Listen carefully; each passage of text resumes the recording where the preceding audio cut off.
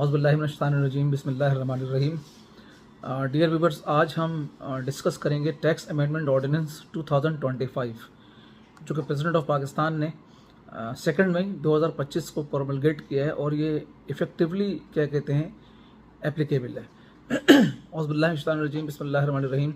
रब्बिश इश्रह ली सदरी वयस्सिर ली अमरी वहलुल उक़दतम मिन लिसानी यफ़क़हू क़ौली।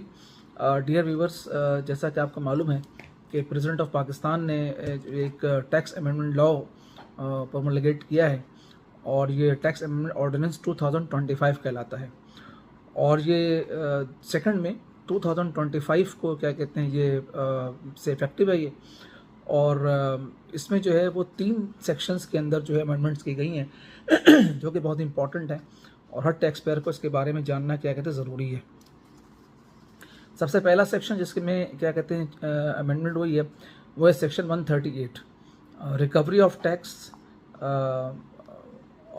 Out of property and through arrest of tax payer. ये सेक्शन 138 के अंदर नया सेक्शन सब सेक्शन इंसर्ट किया गया है, section 3A, recovery of tax out of property and through asset of tax payer. दूसरी जो क्या कहते हैं अमेंडमेंट की गई है वो सेक्शन 140 की है।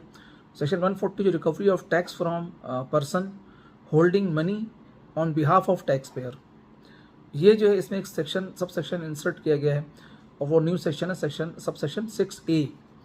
इस तरह से सेक्शन 175 जो है उसमें भी क्या कहते हैं एक सेक्शन इंट्रोड्यूस कराया गया, सेक्शन 175C, वो है about posting of officer of inland revenue. आइए हम इन सेक्शंस की डिटेल को डिस्कस करते हैं।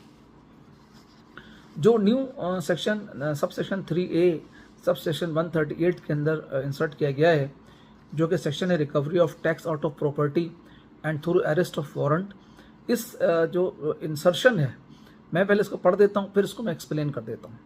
तो 3A में not understanding anything contained in this ordinance और एनी अदर लॉ और एनी रूल और एनी डिसीजंस और judgement of any court forum और authority the tax payer tax payable under any provision of this ordinance or any assessment order shall become immediately payable or within the time specified in the notice issued by the income tax authority under this subsection, irrespective of time provided under any other provision or the state decisions or judgment in case of issue giving rise to the taxpayer decided by a high court or supreme court of Pakistan।